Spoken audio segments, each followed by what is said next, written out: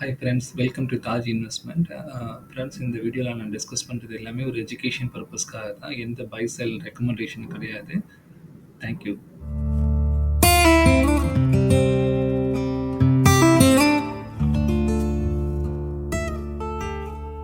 எப்படி இருந்துச்சுன்னா, இன்னைக்கு வந்து என்னன்னா, சென்செக்ஸ் வந்து ஒரு 16.09 புள்ளிகள் உயர்ந்து 81,526ல க்ளோஸ் ஆனுச்சு. அதே மாதிரி நிஃப்டி வந்து 31.75 பாயிண்ட் உயர்ந்து 24,641.80ல க்ளோஸ் ஆனுச்சு. ஃப்ரெண்ட்ஸ், இன்னைக்கு வீடியோ வந்து முக்கியமாக நான் வந்து விஜய் கேடியாங்கிறவரை பற்றியும் அவரோட கம்பெனி வந்து இன்வெஸ்ட் பண்ணுறதை பற்றியும் நான் டிஸ்கஸ் பண்ணலான்னு இருக்கேன்.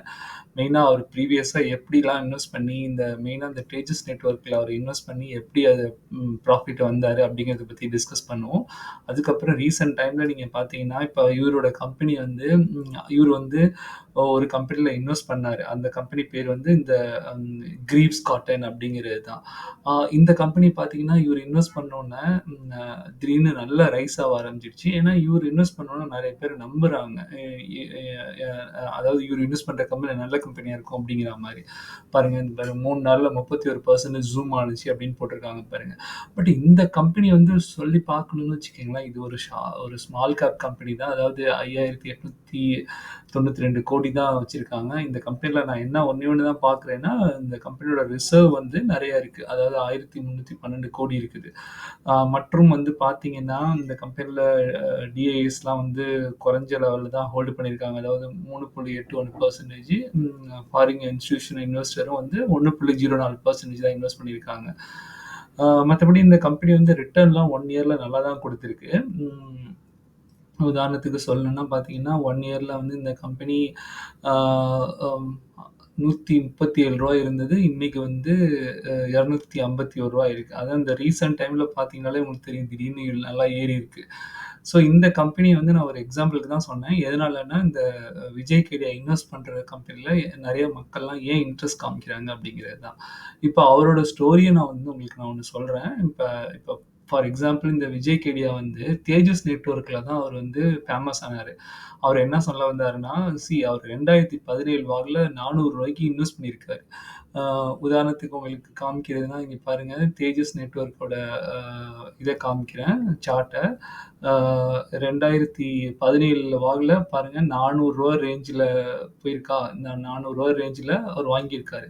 ஸோ ₹400 ரேஞ்சில் அவர் இந்த இடத்துல வாங்கியிருக்காரு. வாங்கினதுக்கு அப்புறமேலு 2020 வாக்கில் அவர் என்ன சொல்கிறாரு, அதாவது கோவிட் வந்தது நேரம். கோவிட் வந்த நேரத்தில் ₹40 கிட்டத்தட்ட வந்துருச்சு. ஸோ இப்போ நம்மளாம் இருந்தால் என்ன பண்ணியிருப்போம், ரொம்ப பேனிக் ஆகிருப்போம். என்னடா அது ₹400 வாங்கினது ₹40 வந்துருச்சேன்னு சொல்லிட்டு. ஸோ அவர் என்ன பண்ணுறாரு, ஆனால் சரி இந்த கம்பெனி நல்லா இருக்கா அப்படிங்கிறது தான் அவரோட மோட்டிவாக இருந்திருக்கு. அதாவது என்ன சொல்ல வர்றாருன்னா, அவரோட கான்செப்ட்லாம் அவர் என்ன சொல்கிறாருன்னா, இப்போ நீங்கள் ஏதாவது ஒரு கம்பெனியில் இன்வெஸ்ட் பண்ணுறதுக்கு முன்னாடி ஒரு கம்பெனியோட ஸ்டோரியை பாருங்க அப்படிங்கிறாங்க. அந்த கம்பெனி வந்து நல்ல கம்பெனியா, அடுத்த 10 வருஷத்துக்கு அந்த செக்டார் இருக்குமா, அந்த அந்த அந்த இதில் வந்து இன்வெஸ்ட் பண்ணா ஃபியூச்சர் குரோத் இருக்குமா அப்படிங்கிற மாதிரிலாம் அவர் பார்க்குறாரு. அதே மாதிரி இப்போ அந்த டைமில் ஏதாவது ஒரு ட்ரபிள் இருக்கா அப்படிங்கிற மாதிரிலாம் பார்த்து தான் இன்வெஸ்ட் பண்ணுறாரு. இப்போ அவருக்கு ஒரு சான்ஸ் கிடைச்சோன்னே ₹40 வந்தோடனே அவர் எவ்வளோ தெரியுமா அவர் இன்வெஸ்ட் பண்ணாரு? கிட்டத்தட்ட 50,00,000 ஷேர் அந்த கம்பெனியில் வாங்கிட்டாரு. அது மாதிரி என்னன்னா, வாங்கிட்டு வெயிட் பண்ணலான்னு சொல்லிட்டு அவர் பார்ப்பாரு. அதான் அவரோட கான்செப்ட். உதாரணத்துக்கு சொல்லணும்னா, அவர் வாங்கினப்ப ஒரு ஒரு என்ன பண்ணுவாருன்னா சொல்றாருன்னா, நான் ஒரு கம்பெனில இன்வெஸ்ட் பண்றதுக்கு முன்னாடியே 3 வருஷத்துக்கு முன்னாடியே அந்த கம்பெனிய அனலைஸ் பண்ண ஆரம்பிச்சுருவேன் அப்படிங்கிறாரு. அதாவது அவரோட கான்செப்ட்ல ஒரு கம்பெனில இன்வெஸ்ட் பண்றதுக்கு முன்னாடியே அவரு வெயிட் பண்றாரு. இன்வெஸ்ட் பண்ணதுக்கு அப்புறமேலும் வெயிட் பண்றாரு. அ அ அதாவது ஏதாவது நல்ல ஆப்பர்ச்சுனிட்டியா, எப்படி ஒரு கொக்கு வந்து ஒரு மீன பிடிக்கிறதுக்கு முன்னாடி அப்படியே தண்ணீல அப்படியே பார்த்துக்கிட்டே இருக்கும். அ திடீர்னு வரும்போது டவால்னு போய் பிடிக்கும். அந்த மாரி தான் அவரும் வந்து என்னன்னா, நல்ல டைம் வரும்போது பார்த்துக்கிட்டே இருந்துட்டு, அத எடுத்துட்டு, அதுக்கப்புறம் அத போய் வெயிட் பண்றாரு அதுக்கான டைம். அதுதான் அவர் என்ன சொல்ல வர்றாருன்னா, இங்க பாருங்க. இந்த கம்பெனில அவரு ச ச ச செய்யும்போது, என்னடா இது ₹400 இன்வெஸ்ட் பண்ண ஷேர் எவ்வளோ ஆயிடுச்சுன்னா, திடீர்னு ₹40 வந்துருச்சு. ₹40 வந்தோனே, அவரு என்ன பண்ணாருன்னா, பேனிக் பண்ணல. ஆனா என்ன பண்றாருன்னா, அவரு வந்து கம்பெனிய பார்க்குறாரு. அந்த கம்பெனி வந்து அப்போதைக்கு ₹40 கோடி தான் அந்த கம்பெனியோட மார்க்கெட் கேப்பிட்டலைசேஷனே இருக்குது. ஆனா அந்த கம்பெனி கிட்ட ₹120 கோடி கேஷ் ரிசர்வ் இருந்திருக்கு.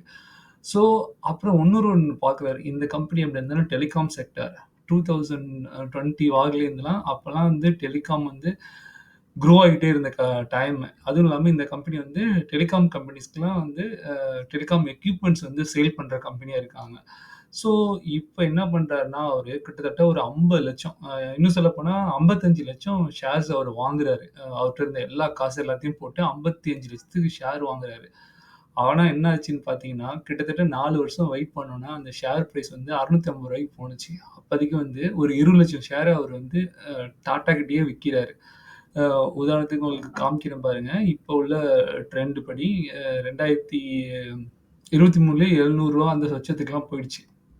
இப்போ வந்து பார்த்தீங்கன்னா, இந்த ஷேர் ரூ. 1300 போயிருச்சு. பட் அந்த டைம்லயே வந்து அவரு அவ்வளோ வித்துட்டாரு.